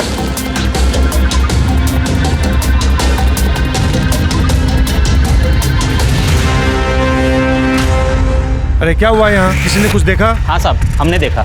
सर हम इधर बैठ के चाय पी रहे थे, तभी ये लड़की ऊपर से गिरी सर। आपने इस लड़के को देखा है कभी इधर? नहीं साहब, इसको मैंने कभी नहीं देखा। Sir yes. बॉडी का चेहरा पूरा खून से भरा है, पहचान में नहीं आ पा रही। बहुत हो गया, अब नहीं सहन होता। सुसाइड मेरा फैसला है, कोई और जिम्मेदार नहीं है मेरी मौत का। Nupur Apte. Sir body postmortem के लिए भेज दी है। उनके फैमिली को आप इन्फॉर्म करोगे या मैं करूं? सर आगे क्या करना है? आगे क्या करना है हम देखेंगे। मैं Sunil Kilkar, PI Ajara police station. Nupur Apte का केस इसके बाद हम टेक ओवर करेंगे। क्यों? क्योंकि नुपुर आप्टे ने तुम्हारे और तुम्हारे भाई दीपक के खिलाफ हमारे पुलिस स्टेशन में कंप्लेंट की है। देखिए अब अगर गाँवबाग एरिया में रहती है तो वहाँ के पुलिस स्टेशन में आपको कंप्लेंट करनी होगी। मुझे गाँवबाग एरिया के सीनियर इंस्पेक्टर दिनेश यादव की कंप्लेंट करनी है। क्या वो लिखेंगे अपने खिलाफ मेरी कंप्लेंट? सर एक लड़की तो किसी भी पुलिस स्टेशन में अपनी कंप्लेंट कर सकती है ना? हाँ। तो फिर? अच्छा आप कौन? मैं हेमा चौहान, नुपुर की दोस्त। लेकिन ये दिनेश यादव के खिलाफ क्या कंप्लेंट करनी है आपको? दहेज की डिमांड, डराना, धमकाना, जान से मार देने की धमकी देना, वो भी ये सब शादी के नाम पर। केस फाइल करके 3 हफ्ते भी नहीं हुए, नुपुर मर गई। तुम भी पुलिस वाले हो, सस्पिशियस नहीं लगता? हमें लगता है डाउरी केस और सुसाइड आपस में कहीं ना कहीं कनेक्टेड जरूर है। हमने ऊपर से ऑर्डर लिए, अब ये केस हम इन्वेस्टिगेट करेंगे। और आप लोग मुझे सस्पेक्ट समझ रहे हैं? पहले केस तुम्हारे खिलाफ था, अब ये सुसाइड ड्यूटी है, प्रोसेस है, करना तो पड़ेगा ही। तो सुसाइड नोट, पेपर्स और सारे एविडेंस हमें हैंड ओवर कर दो। चिरके। मोरे। Yes sir. जो भी मिला है इन्हें दे दो। ये सर।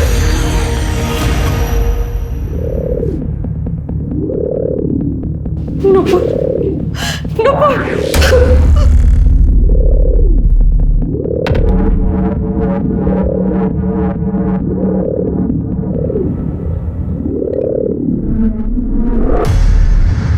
दिनेश को नुपुर के बारे में सब कुछ पता था। जो भी उसके साथ हुआ, हम लोग बहुत खुश थे कि इतना अच्छा रिश्ता आया है। सब कुछ जानते हुए भी दिनेश ने सामने से रिश्ता भेजा था। कोर्ट मैरिज बोल के हमने नूपुर को भी हाँ करवा ली थी।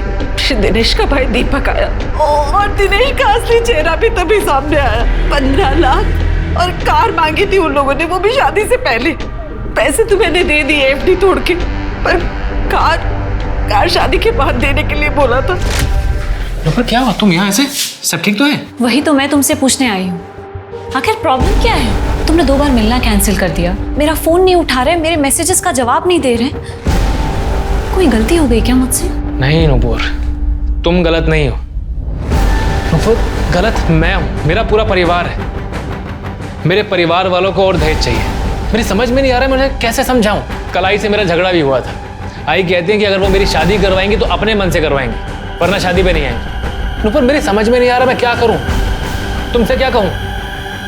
फिर मैं और नूपुर दिनेश की फैमिली से मिलने गए। अरे ऐसी क्या डिमांड की है हमने? मेरा बेटा सीनियर पुलिस इंस्पेक्टर है, किसी भी घर से आज उसे अच्छी से अच्छी, सुंदर से सुंदर लड़की मिल सकती है, बिना मांगे हमें दहेज मिल सकता है। तर मग तुम्ही माझ्या मुलासाठी एवढं पण नाही करू शकत? देखिए प्रतिभा जी, हम मिडिल क्लास लोग हैं। मेरे पति की जॉब चली गई है, बेटे का बिजनेस ठप है, और वैसे भी आप लोगों ने पहले ही जितना मांगा था उतना ही कर पाना हमारे लिए मुश्किल था, और अब और ज्यादा। भाई मैंने तो पहले ही कहा था कि लड़की ठीक नहीं है। वो तो मैं गांव गया हुआ था जब दिनेश ने ये सब कर लिया। ऐसा क्या हुआ था नूपुर के साथ? रेप हुआ था मेरे नूपुर के साथ। उसने कंप्लेंट क्यों नहीं की? आप लोगों ने कंप्लेंट क्यों नहीं की? किया था साहब, सब किया था। फिर कोई फायदा नहीं हुआ साहब। वो बहुत पावरफुल आदमी था, इसलिए नूपुर ने केस वापस ले लिया। हमें पता था कि आगे चलकर नूपुर की शादी में बहुत प्रॉब्लम होगी, इसीलिए ये रिश्ता मैं हाथ से जाने नहीं देना चाहती थी। मैं 5 लाख और देने के लिए तैयार हो गई, पर उससे पहले ही मेरे पुत्र और वो भी कच्ची से कूद कर, मतलब काय समझत नहीं साहब। वो तो क्या प्रॉब्लम, गच्ची से क्या प्रॉब्लम था? सर उसे ऊंचाई से बहुत डर लगता था। मतलब हमारे घर की गच्ची पे भी वो कभी नहीं जाती थी। पहिल्या माळ्यावर पण नाही जायची नूपुर, और यहाँ छठे माले पे यांना घेऊन जा, जाइए।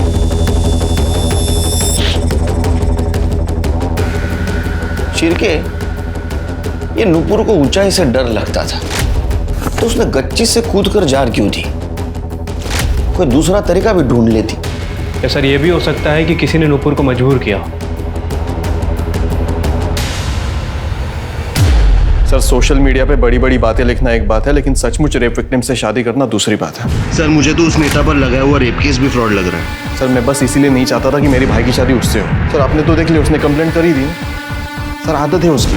तो आपने नूपुर की फैमिली से दहेज नहीं मांगा था, जैसे कि उन्होंने कंप्लेंट की है? मेरी आई बस इतना चाहती थी कि मेरी शादी धूमधाम से हो, लेकिन नूपुर चाहती थी हमारी शादी सिंपल तरीके से हो जाए। सर हर माँ की ख्वाहिश होती है कि उसके बेटे की शादी अच्छे से हो जाए, लेकिन मैं नूपुर और उनके परिवार के हालातों से वाकिफ था, इसलिए मैंने कहा कि जितना तुम अफोर्ड कर सको वैसे करते हैं। और मैंने शादी दहेज के लिए नहीं की। दहेज के लिए तो मैं किसी से भी शादी कर सकता था। नूपुर से शादी मैं प्यार के लिए कर रहा था, दहेज के लिए नहीं। अरे आप लोगों को तो मेरे बेटे को मेडल देना चाहिए था, मेडल, जिसने ऐसी लड़की को अपनाया, जिसके साथ रेप हुआ था। नेता को ब्लैकमेल करने के लिए उस पर केस चल रहा था। अरे 7 जन्म भी मेरे बेटे जैसा उसको पति नहीं मिलता था।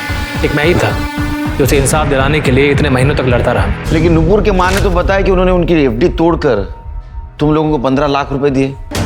पेपर्स भी है उनके पास। उनकी माँ ने मुझे पैसे देने के लिए एफडी तोड़ी थी या अपने नालायक बेटे हर्ष को पैसे देने के लिए तोड़ी थी? हर्ष? हर्ष का क्या? आप भी पुलिस इंस्पेक्टर हैं, पता लगा सकते हैं। ये प्रॉब्लम तो आने वाली थी शिर्के, पता था मुझे। अरे वो भी पुलिस वाला है, तो उसे भी कानून के बारे में पता है। हाँ सर वो तो है, बट फिलहाल अभी करना क्या है? उसके ऊपर ध्यान रखो, फैमिली के ऊपर। ये फैमिली बहुत चालू दिखती है, खास करके उसका भाई। शिर्के, इस केस को समझने के लिए क्राइम सीन को फिर से समझना होगा। एक काम करो, इस नूपुर की हाइट और बॉडी की एक डमी करवाओ। ठीक है सर। आज नीलम कमर्शियल कॉम्प्लेक्स से कूदकर एक लड़की ने सुसाइड कर लिया। आपको बता दें कि ये लड़की खुद भी एक जर्नलिस्ट रह चुकी है और ये वही लड़की है जो 6 महीने पहले सुर्खियों में बनी हुई थी, नुपुर आप्टे।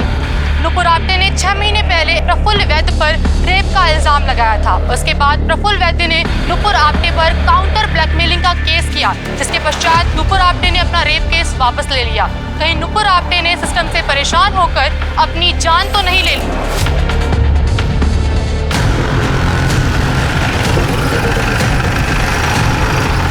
नुपुर आपने जब सुसाइड किया तो आप इसका क्राइम सीन रिक्रिएट क्यों कर रहे हैं? हमारा ये प्रोसीजर है। आपको ये फॉल्ट लग रहा है? चलो सर हटिए। रोको ही नहीं।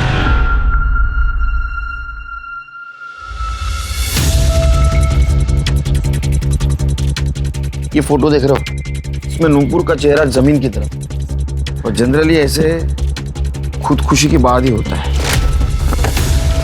एक काम करो शेर, जो हमने लोगों ने डमी बनवाई वो ऊपर से फेंको, और इस तरह से फेंको जैसे आदमी खुद कूदता है। ठीक है।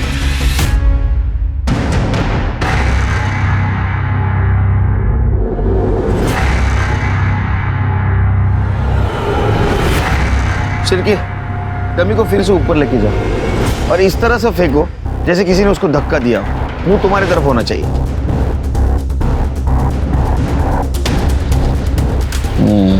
छिड़के गड़बड़ है, क्योंकि नूपुर के गिरने के मार्क में और हमने 2 बार जो बॉडी गिराई उसके मार्क में 19-20 का फर्क है। तो ये बताना मुश्किल है कि उसको किसी ने धक्का दिया तो उसने सुसाइड किया।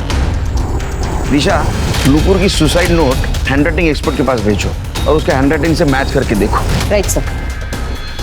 छिड़के सर, नूपुर का CDR और मोबाइल लोकेशन चाहिए मुझे। ठीक है सर। क्या कहीं आसपास CCTV है? नहीं सर, पूरी बिल्डिंग में कहीं भी CCTV कैमरा नहीं है।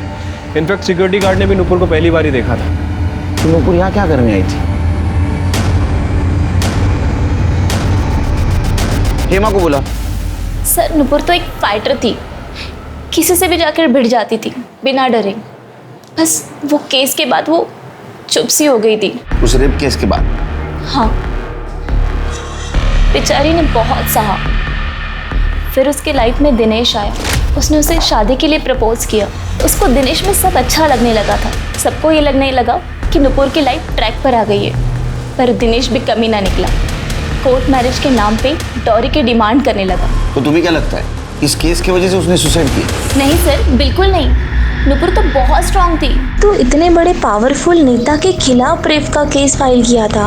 नेता के लगाए हुए काउंटर ब्लैकमेल केस को भी लड़ा उसने। मीडिया अटेंशन, दुनिया भर की गालियाँ, सब सहा। सर मुझे नहीं लगता नुपुर सुसाइड कर सकती है। तो दिनेश के अलावा कौन उसको तकलीफ दे सकता है? प्रशांत काड़े, वही उसके पीछे पड़ा था। नुपुर का बॉस था वो। नुपुर ने उसे मना किया तो उसने नुपुर को जॉब से निकलवा दिया। तुम्हें तो पता है मैं तुमसे कितना प्यार करता हूँ। प्लीज तुम मेरी बात सर, आई एम एंगेज्ड। आपको तो पता ही है। तो क्या हुआ? तोड़ दो सगाई। What's the big deal? Are you mad? Please leave me alone. Nupur. Hello, coming sir. Yes sir. ये तुम्हारे आईडी से ईमेल भेजा है ना? तुम पहले यहाँ काम करती थी ना? यस सर, मैं पहले इसी कंपनी में जॉब करती थी, लेकिन सर ये मेल मैंने नहीं किया है। तुमने नहीं किया तो तुम्हारे आईडी से मेल कैसे गया? झूठ बोलती हो। राइवल कंपनी को डेटा भेजा तुमने। You are fired. निकलो अभी कभी यहाँ से। लीव।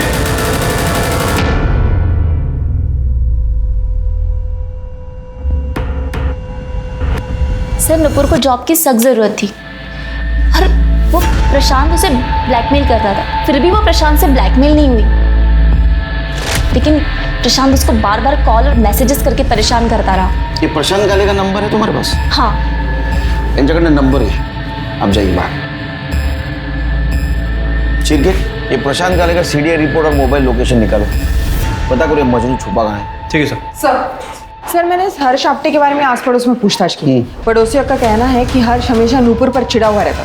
ये रेप केस के बाद MLA प्रफुल्ल वैद्य ने नूपुर पर ब्लैकमेलिंग के चार्जेस लगाए, जिसकी वजह से उनकी फैमिली की बड़ी बेइज्जती हुई। इसलिए हर्ष हमेशा नूपुर पर चिढ़ा हुआ रहता था। अच्छा शिर्के, हर्ष के डिटेल निकाल, बैंक स्टेटमेंट, उसके क्लाइंट डिटेल सब निकाल। ठीक है सर। नूपुर की मौत ऊंचाई से गिरने की वजह से हुई है। ऊंचाई से गिरने की वजह से उसका स्कल फ्रैक्चर हुआ, जिसकी वजह से ब्रेन हेमरेज हुआ और बहुत ज़्यादा खून बहने की वजह से उसकी मौत हो गई। बॉडी की बहुत सारी हड्डियां भी टूटी हैं। सर रिपोर्ट से तो यही लग रहा है कि सुसाइड है। वो हैंडराइटिंग एक्सपर्ट का क्या हुआ? सर वो नूपुर का सुसाइड नोट और बाकी के डॉक्यूमेंट्स मैंने भेज दिए हैं, जल्दी रिपोर्ट आ जाएगी। सर प्रशांत कालिया है। ये कैसे सवाल है सर? आप ही बताइए, कोई किसी से शादी क्यों करना चाहेगा? मैं नूपुर से प्यार करता था इसलिए शादी करना चाहता था बस। लड़की ना बोले किसी और से सगाई कर ले, फिर भी तेरा प्यार कंटिन्यू। नौकरी से निकलवा दिया, फिर भी उसके पीछे पड़ा था। सर ये प्यार जो है ना, ये देख के नहीं होता सर। हाँ ये सच है कि मैं नूपुर के पीछे पड़ा था क्योंकि मैं उसको शादी के लिए मनाना चाहता था, और मैंने उसको जॉब से नहीं निकलवाया सर। वो जॉब पे थी तो मेरे पास थी। मैं क्यों चाहूंगा कि वो ऑफिस से और मुझसे दूर हो जाए? क्योंकि तू शादी करना चाहता था ना उससे। ऐसा पहली बार देखा है ना कि रेप विक्टिम के साथ इतना प्यार। Rape victim? सर ये क्या क्या बोल रहे हैं सर आप? आपसे मालूम पड़ रहा है मुझे ये सब खबर सर। अहो मेरी कोल्हापुर मदर नवीन है, पिछले 2 महीने पहले ही पोस्टिंग हुई थी मेरी यहाँ पर। ऐसी सोसाइटी देखी जहाँ CCTV नहीं, टाइट सिक्योरिटी नहीं, नया है। क्या बात कर रहे हो सर? मुझे मेरी समझ में कुछ नहीं आ रहा सर। ज्यादा शाना मत बन। जहाँ नूपुर की मौत हो गई वहां तेरा मोबाइल लोकेशन दिखा रहा है, समझा? और तेरा मोबाइल बंद था। क्यों? देखिए सर मैं बता दूं, मैंने कुछ नहीं किया है। मुझे तो ये भी नहीं मालूम था कि नूपुर वहां थी उस वक्त। मैं अपने क्लाइंट सागर एसोसिएट से मिलने गया था सर। आप चाहिए तो चेक कर लीजिए ना, एड्रेस पता कर लीजिए मैं था कि नहीं। मोबाइल क्यों बंद किया था फिर?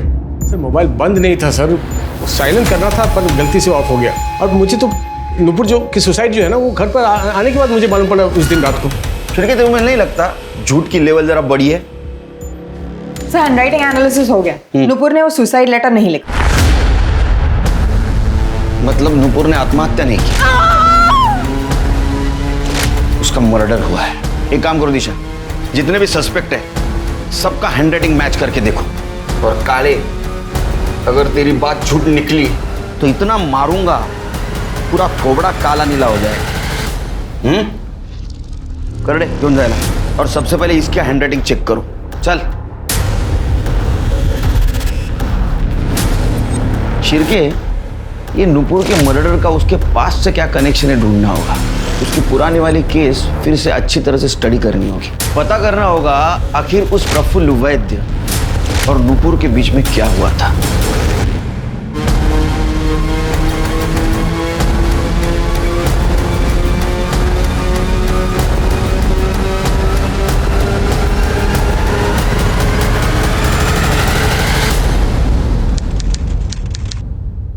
वाह नूपुर वाह, खूब छान, अच्छा आर्टिकल है ये।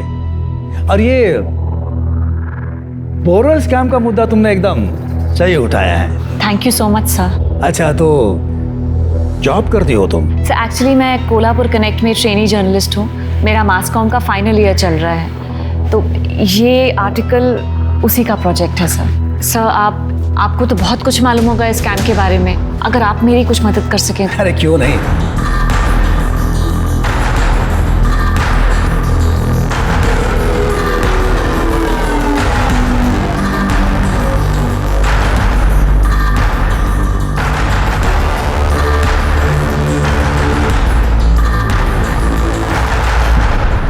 मैंने पहले ही कहा था, रूलिंग पार्टी में बहुत करप्शन है। अगली बार वोट हमारी पार्टी को ही देना।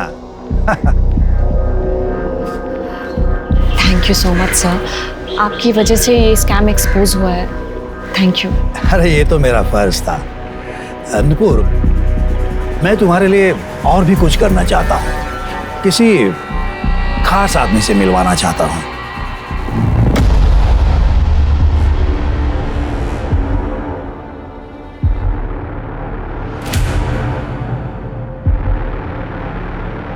सीसीटीवी की फुटेज चेक की? सर जी हाँ, रेप की कंप्लेंट लिखवानी है। स्मिता आइए, संभल बैठिए। रेप किसने किया आपके साथ? प्रफुल्ल वैद्य। सर, मैंने प्रफुल्ल वैद्य का केस स्टडी किया है। सर, प्रफुल्ल वैद्य ने नुपुर के ऊपर एक्सटॉर्शन और ब्लैकमेलिंग का केस डाला था और नुपुर ने कुछ गुंडों से प्रफुल्ल वैद्य को फोन भी करवाया था। सर, ऐसा प्रफुल्ल वैद्य का कहना है, उसने फोन रिकॉर्ड भी किया हुआ है सर। अरे बकवास है। एक लड़की पॉलिटिशियन को धमकी देने के लिए गुंडे भेज सकती है क्या? साफ साफ दिखाई दे रहा है झूठा केस है। हाँ सर, वैसे नुपुर को कस्टडी में भी रखा गया था और ये सारा केस मीडिया ने कवर भी किया था। अच्छा, ये प्रफुल्ल वैद्य इसने कब केस फाइल की थी? नुपुर के केस फाइल करने के 1 हफ्ते बाद। हाँ, मतलब प्रफुल्ल ने ये काउंटर केस फाइल किया था और ब्लैकमेल में नुपुर को जेल भिजवाया और बड़ी होशियारी से पूरी दुनिया को ये भी दिखा दिया था कि उसके साथ रेप हुआ था। बहुत शाना है ये प्रफुल्ल। और सर, उसके बाद नुपुर ने अपना रेप केस वापस भी ले लिया। क्यों? सर, पैसा और क्या। इस प्रफुल्ल ने नुपुर को अच्छा खासा पैसा ऑफर किया होगा और उसने एक्सेप्ट कर लिया होगा। तो तुम्हें क्यों लगता है ये पैसे का चक्कर होगा इसमें? सर, आपने हेमा की बात सुनी? सर, हेमा के मुताबिक नुपुर बहुत स्ट्रांग लड़की थी, उसे डराना आसान नहीं था। अब सर, केस वापस लेने का कारण क्या हो सकता है? या तो फिर पैसा या फिर फैमिली मैटर। पैसे का एंगल मैंने आपको बता दिया है, आप चाहें तो हम उसकी फैमिली से बात कर सकते हैं। नहीं, फैमिली थोड़ी सच बताएगी शेर की। हमें उस पॉलिटिशियन प्रफुल्ल वैद्य के साथ बात करनी होगी और उसको क्रॉस चेक करने के लिए हेमा के साथ बात करनी होगी। नुपुर आप्टे के सुसाइड केस में एक नया ट्विस्ट सामने आया है। नुपुर आप्टे के सुसाइड नोट से नहीं मैच हो रही है उनकी हैंडराइटिंग। ये सारी बातें इस ओर इशारा करती है कि कहीं नुपुर आप्टे का केस मर्डर तो नहीं। जैसा कि हम सभी जानते हैं कि नुपुर की लाइफ बहुत ही ज्यादा स्कैंडलस रही है। नुपुर के मर्डर को सुसाइड दिखाना, ये सारी बातें इस ओर इशारा करती है कि कहीं नुपुर आप्टे फिर से अपना रेप केस रीओपन तो नहीं करवाने वाली थी या फिर वो किसी और को एक्सपोज तो नहीं करने वाली थी। देखिए ऑफिसर, झूठा केस डाला है उसने मुझ पर। उसे पैसे चाहिए थे मुझसे। मैंने कभी भी उसके साथ कुछ भी गलत नहीं किया, पर मुझे अपने लॉ एंड ऑर्डर पर पूरा भरोसा है सर, इसलिए मैंने उसके अगेंस्ट ब्लैकमेलिंग का केस डाल दिया था, वो भी प्रूफ के साथ। एक बात समझ में नहीं आती, कोई लड़की खुद की इज्जत खुद क्यों उछालेगी, वो भी खुद के ऊपर रेप का झूठा इल्जाम लगा के? सर, अब इस बारे में मैं क्या बोलूं? देखिए सर, मैं एक एकदम सीधा साधा आदमी हूँ। लोग प्यार करते हैं मुझसे, वोट भी देते हैं। सर देखिए ना, 1 मिनट में, सिर्फ 1 मिनट में उस लड़के ने मेरी इज्जत बर्बाद कर दी। सर, वो खुद मेरे पास आई थी बोरवेल स्कैम के बारे में इंफॉर्मेशन लेने के लिए। एक तो मदद करो, ऊपर से बदनामी। तब से मैंने फैसला ही कर लिया है, लड़कियों से और औरतों से सिर्फ और सिर्फ पब्लिक प्लेस में ही मिलूंगा, अकेले मिलूंगा ही नहीं। लेकिन सर, उसने कहा था कि जब ये घटना घटी रेप की, उस वक्त उसके साथ आप अकेले थे। हाँ सर, मैं था अकेला, लेकिन उसने जो इल्जाम उस पर लगाए हैं वो सब झूठे हैं। नुपुर ने अपना केस भी वापस ले लिया था। सर, वो तो नाटक कर रही थी, उसे पता था मैं इनोसेंट हूँ। ठीक है सर।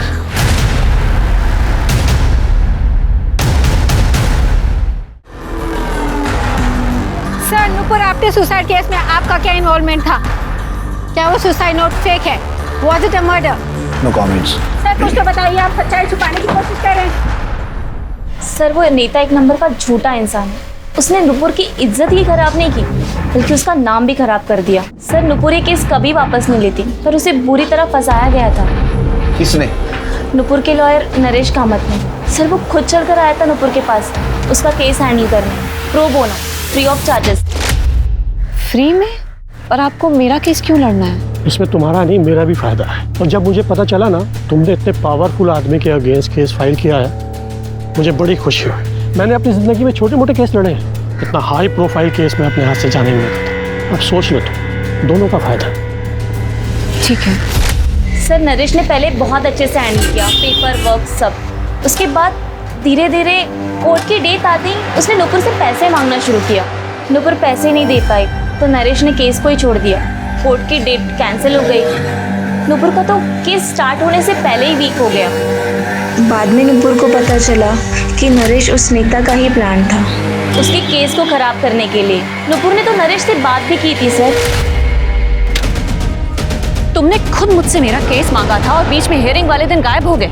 कुछ फैमिली प्रॉब्लम थी, इसलिए नहीं आ पाई। Shut up. मुझे पता है कि तुमने ये सब वो प्रफुल्ल के कहने पर किया है। तुम्हें तो मैं डिसबार करा दूंगी, देखना तुम। ट्राई कर लो, कोर्ट बिना सबूत के खड़ा भी नहीं करता है। सर, नुपुर बहुत गुस्सा थी। वो नरेश के खिलाफ सबूत ढूंढने की कोशिश कर रही थी। फिर कहीं से उसे रुपेश सिद्धवानी के बारे में पता चला। वो बहुत बड़ा बिजनेसमैन है। वो प्रफुल्ल वैद्य को फाइनेंस करता था। सर उसी ने नरेश को हायर किया था। फिर नुपुर ने कहीं से एड्रेस निकाला और उसने मिलने गई थी।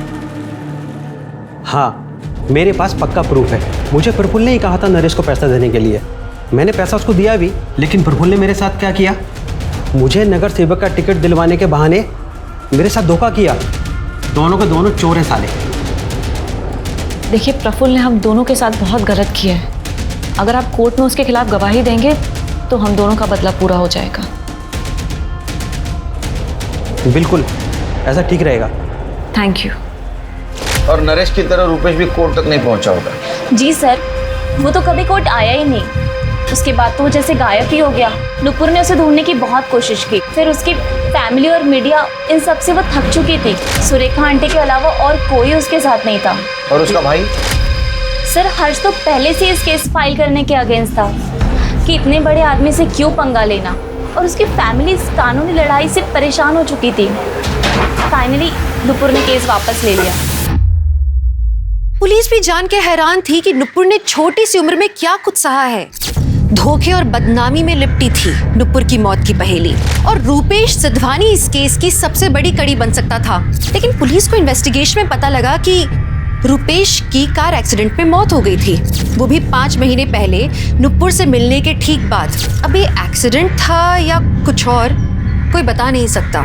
अब पुलिस का शक प्रफुल्ल पर और गहरा हो गया था, क्योंकि उसके पास पावर और पैसा दोनों थे ऐसी घटनाओं को अंजाम देने के लिए। पुलिस ने नुपुर के कॉल एंड लोकेशन डिटेल्स मंगवाए, क्राइम सीन का डंप डेटा मंगवाया, और उनके हाथ एक ऐसी कड़ी लगी जिसकी उन्हें उम्मीद भी नहीं थी। सर हेमा चौहान का फोन कल शाम से बंद है और उसका लास्ट लोकेशन सतारा का है। और सर ये हर्ष आप्टे, ये भी सतारा में है और उसका फोन भी कल शाम से बंद है। Same location, same time. कुछ फोन रिकॉर्ड से पता चला इनका अफेयर है? नहीं सर, लेकिन मुझे लगता है नुपुर को इनके अफेयर के बारे में पता चला, इसलिए उन्होंने इसको नुपुर को मार दिया। बेस्ट फ्रेंड और भाई का affair. Chirke sir, Satara sir Hema का फोन स्विच ऑन हुआ है, उसका लोकेशन ट्रेस कर सकते हैं। गुड, रास्ता बताती रहना।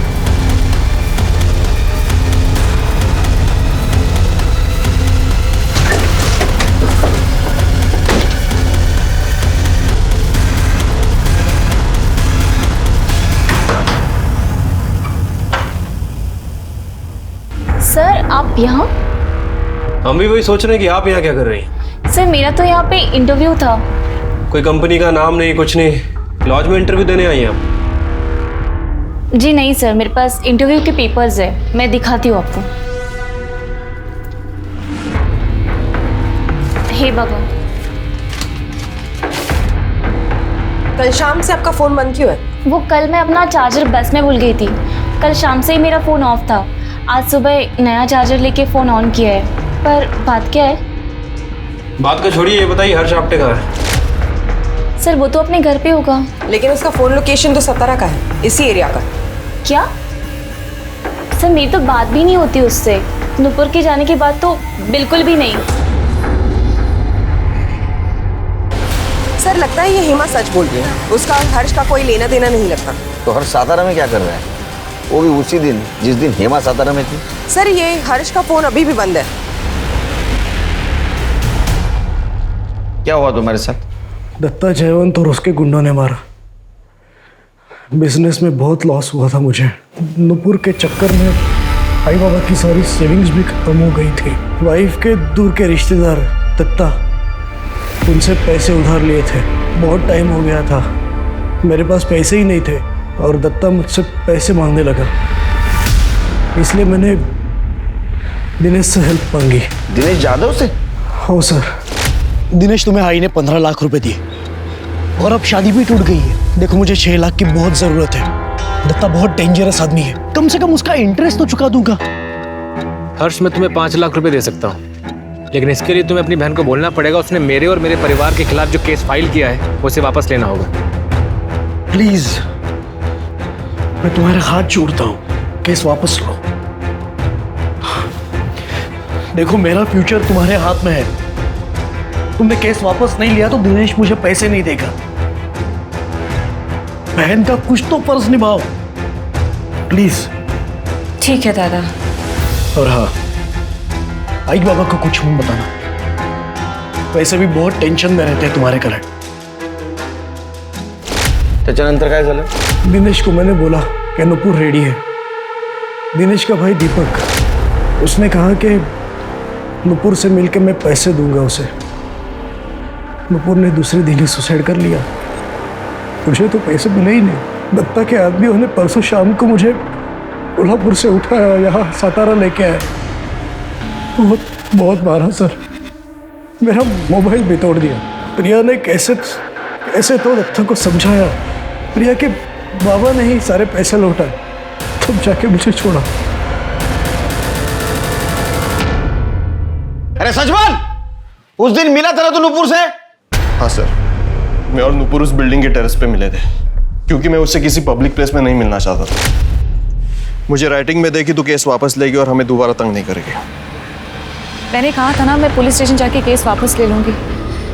आप मेरे पैसे वापस देने आए हो ना, पैसे वापस दो और जाओ। ऐसा नहीं चलना, मुझे तेरे ऊपर भरोसा ही नहीं है। हमने 15 लाख रुपए दे दिए भरोसा करके, अब हमें हमारे पैसे ही वापस देने में आपको भरोसा चाहिए। देख, जरूरत तेरी है, मुझे राइटिंग में दे, नहीं तो पैसा नहीं मिलेगा। तो मत दो, अभी 2-3 दिन में हजारा पुलिस केस इन्वेस्टिगेट करेगी, तब हमें हमारे 15 लाख रुपए भी मिल जाएंगे। और तुम लोगों को दहेज के लिए जेल जाना पड़ेगा, वो अलग। देखना, तेरा ईगो तेरे ऊपर बहुत भारी पड़ेगा। खूब जास्त बोलतेस तू। अगर दिमाग ठिकाने में आ जाए तो राइटिंग में दे देना और पैसा लेकर जाना। सर, उसने मेरा दिमाग खराब कर दिया था, इसलिए मैं गुस्से में आकर वहां से निकल गया। सर, नुपुर ने सुसाइड कर लिया, ये तो मुझे दिनेश ने बताया। धक्का दिया ना तूने उसको? नहीं वो सर, वो जिंदा थी जब मैं वहां से निकला। बेवकूफ समझता है हमको? टेरेस पे क्यों मिलने गया? घर पे बुलाता था ना उसको। छिरके, जब तक सच नहीं बोलता मारते रहो इसको। सर मैंने कुछ नहीं किया, भरोसा। दीपक के हिसाब से वो नुपुर को वहां छोड़कर चला गया था, लेकिन उसका क्राइम सीन पर होना ही उसे सबसे बड़ा सस्पेक्ट बना रहा था। पर जैसे ही डंप डेटा आया, केस का रुख ही पलट गया।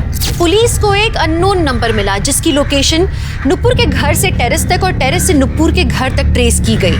पर ये नंबर न तो पुलिस के रिकॉर्ड्स में था, न नुपुर के कॉल रिकॉर्ड्स में। तो किसका था ये अनजान नंबर?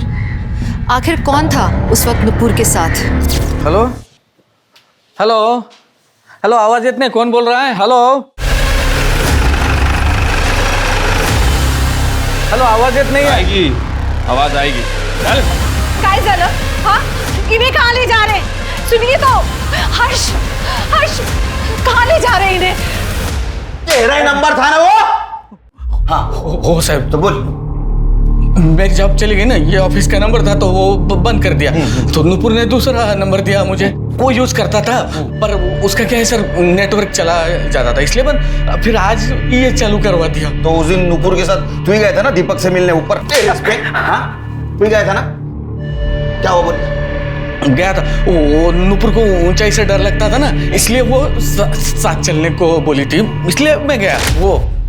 वो दीपक पैसे दिए भी नहीं चला गया, क्योंकि नुपुर ने उसे लिख के देने से इनकार किया ना सर। उसके बाद सर मुझे बहुत गुस्सा आया, नुपुर को डांटने में गया। अरे तेरी ये जिद, तेरा ये डेढ़ शानापन, इसकी वजह से सब खत्म हुआ।